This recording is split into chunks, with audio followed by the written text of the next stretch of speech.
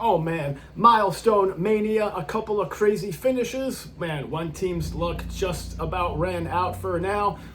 Let's get to what's going on around the league. Welcome back to Buzz in the Box on this glorious Sunday afternoon. We got a quick recap and some big news for you. Let's just jump right to it, man. Another major league big thing going on is, man, these big time prospects getting called up. And they're just swatting the ball right away. These guys are more prepared for their major league debuts than ever before. I feel like that matters a lot, especially for our dynasty leagues. It was Kalen Culpepper this time. First major league hit Friday night, ended up being a home run. Big congratulations to him. Another top prospect called up, finding immediate success. Just like George Lombard for the Yankees the other day and Angel Janau for Cleveland. Lombard hit a home run his first MLB game, and Janau for Cleveland just the other day, like I said, a hit in his first major league at bat. Matter of fact, the first pitch he saw in the major leagues, he just returned right back up for a base hit. And get this, he also collected 4 hits the next day.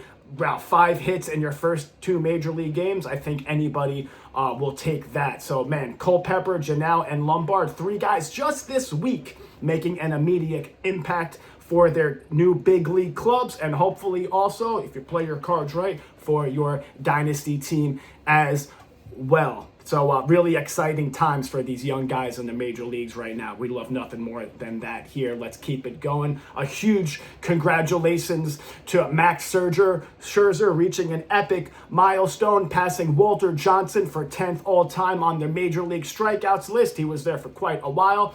That yesterday, Max Scherzer, one of the most dominant pitchers we've seen in this era, officially in the top 10 of all-time major league strikeout leaders. Definitely not easy, so shout out to Max Scherzer. Another milestone here, same game actually. Congratulations to another veteran starting pitcher, Aaron Nola, yesterday.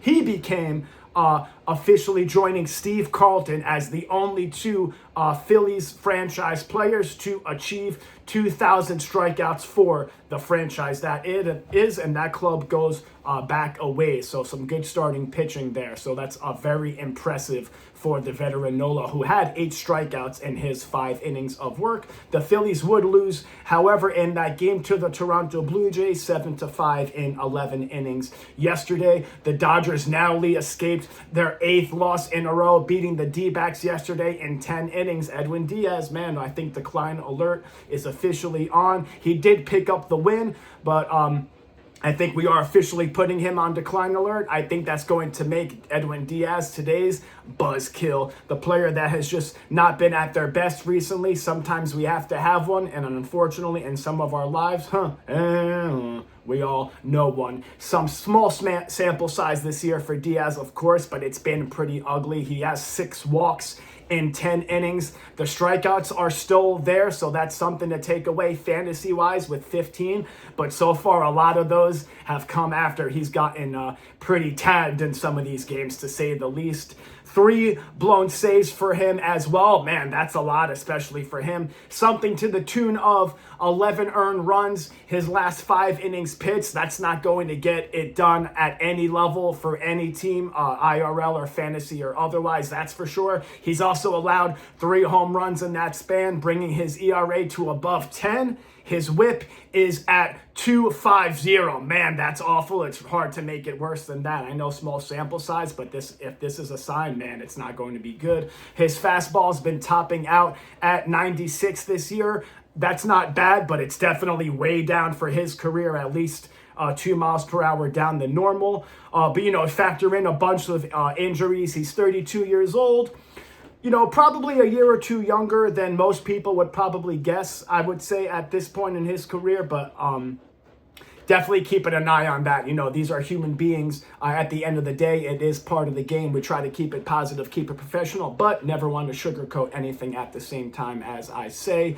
That being said, officially putting Edwin Diaz on decline alert starting now. It's also worth noting the average exit velocity for hitters against him is now at 92 miles per hour. That's definitely the hardest he's been hit for his career. Edwin Diaz, sorry, you are today's Buzzkill.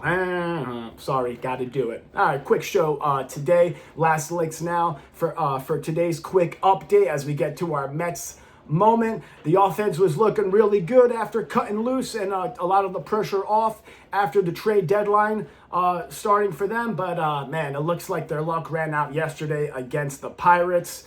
Winning streak came to a screeching halt yesterday, losing 9-0 early on as the Buccos jumped all over spot starter Robert Stock, who I actually give a lot of credit to. Although, you know, it was obvious the Mets coaching staff was definitely letting him out there to just eat some innings, and no matter what the performance was, no matter what the Pirates did against him, they were leaving him out there to pretty much just wear it, and good on Robert Stock for just hanging in there. Actually, even it was obvious he was tired, he was gassed, he was well spent, and he still tried his best. 8 earned runs and 5 walks through 3 innings for Stock. But you know what, considering I think pretty sure he had less than 20 innings pitched at the major league level since the 2021 season, the past 5 seasons. So that's really all you could have asked for Stock in a spot start if there ever was one. Nick Gonzalez, Jacob Gonzalez, and Ronnie Simon all scoring early RBI hits for the Pirates, capped off by a Brandon Lau home run in the 7th inning. It was the 25th of the season for Lau, who was a certified dog on this channel recently. I think he's going to be again. He's actually, Brandon Lau, back on a 3-game hitting streak with an RBI in each of those games and a home run in each of his last 2. So I guess I'll say for today, Brandon Lau is our certified dog. Let's go, man. I'm loving that. Brandon Lau is still showing off a little bit. Only 3 hits in the game for the Metsies, not their best work. They also struck out 9 times. They only managed 1 walk, which is not great. That's kind of what you aim to do against Bubba Chandler, who was on the mound for the Pirates yesterday. He was kind of famous in his not famous in his career, but mostly this year for pretty much walking the world. He's had a few games where he's walked batters 4 or 5 times in a game, so not the best approach by the Mets against him, I'm going to say, but you know, it was actually give him opposition credit when credit is due. Looks like it was an issue for him last night. Francisco Lindor, Luis Robert, and Francisco Alvarez notching base hits for the Mets. In yesterday's loss, Carson Benj but don't break, was out of the lineup after crashing into the left field wall during an amazing play in Friday night's game. His x-rays did come back negative, and the Mets are optimistic that he will not need to spend time on the IL. Benj was hitting .328 his last 15 or 16 games, so they'll be looking to get him back into the lineup when he's ready as soon as possible. That's now 4 hits, 4 RBIs, and a home run with 2 walks in the last 3 games for Francisco Lindor. So it looks like he's finally settling in, although for the entire team, anything's going to be just about too little too late. But hey, you never know. Still something very positive. You know, like I said, for the whole team, kind of a little too late, but it's still good to see. 4 hits in the last 2 games for Luis Robert as well. He's doing a bit better. He does have 10 strikeouts in the last 6 games, also something to keep an eye on. Francisco Alvarez hasn't been looking bad at the plate either, with at least 1 hit in 4 of the last 5 games, with a couple doubles and a couple of walks sprinkled in as well. Any walks Alvarez can get, I feel like, is huge for him, and hopefully is a step in the right direction. Him taking more walks throughout the year is very important. He needs to lay off those pitches outside the zone. Easier said than done. These are human beings at the end of the day trying to do some of the hardest things in sports, but man, it'd be nice to see that from Alvarez a little more. Mets are 51-67 into today, the rubber match of Mets-Pirates this afternoon, just after 1:30. Yankees game, other local team also at 1:30, 1:35 today. Killer Cam Schlittler on the mound for the Yankees. Mets are rolling out Sean Manaea, who's been better against Jared Jones, pitching for the home side Pirates. Let's see how that goes down soon. Let's see if the Mets can jump on Jared Jones today. He's actually surrendered 4 home runs in his last 3 starts. But, some good signs. Benj playing well. Lindor, Robert, Alvarez. looking much better at the plate. Let's see if they can hit collectively as a team in the final couple of months of the season. And let's just start with this afternoon. So signing off on this quick Sunday afternoon recap for Buzz in the Box. Catch us on here on our shorts also throughout the week and on our TikTok page. Go give that a follow as well. Please like this video if you haven't already before you leave the dugout and come back to the clubhouse. And of course, if you do any type of fantasy baseball, especially a deep dynasty points leagues, you're going to want to smash that.